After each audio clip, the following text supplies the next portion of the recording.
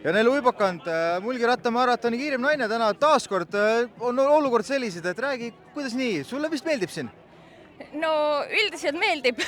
aga kui ise ei jaksa tegelikult väga hästi sõita, võiks öelda, et siis on päev ikkagi väga-väga raske. Aga võita on ikka tore, isegi siis, kui on väga raske olnud. Aga viimati oli meil siin Mulgi rattamaraton XXL sõit siis 2 aastat tagasi, 2022, et võrdes selle aastaga, kuidas on, et siis olid samuti võidukas, aga emotsioonid olid sellised, et väga-väga-väga raske oli, et kas täna oli natuke lihtsam? No ma arvan, et mõlemad korrad on olnud väga raske, sellepärast et hooaja alguses ikkagi pikk distants on igal juhul keeruline, et tollel aastal tegi mulle raskemaks muidugi ka see, et ma kukkusin kohe sõidu alguses, mis põhjustas omajagu valu, aga see aasta on ka see, et ma ise olen praegu ka just nimelt vigastusest taastumas tegelikult, nii et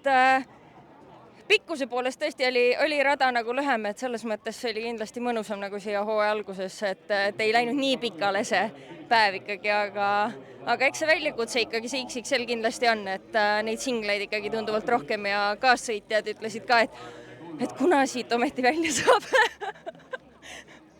Aga sellegipoolest oled sa võidukalt finišis ja nägu naerul, et Mari Kruuser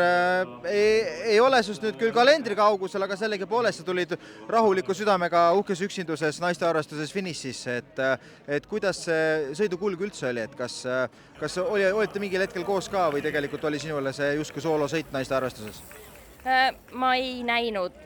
teisi sõitjaid, üldiselt naisi just nimelt tähendab rajal, nii et põhimõtteliselt võiks öelda, et see oli soolosõit, selles mõttes veel ka, et ma sain ikka väga palju ise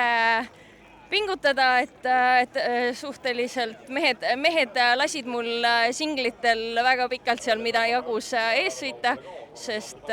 liikusin nendel vähe paremini ja peale seda, kui veel jooksid need rajad kokku, siis oli see, et kadusid kuidagi need kaassõitjad ära ja põhisõidusõitjatega ei õnnestunud ka seal, et ütleme, alles sõidu lõppjärgus õnnestus mul mitte olla nii-öelda vedaja rollis, nii et seda soolot sai päris palju täna. Aga ilm oli hea, tegelikult tundub, et jalad sul krampi läinud, kõik oli hästi? Natuke läksid krampi, aga muidu kõik hästi. Igal juhul palju õnne ja näeme jälle! Näeme!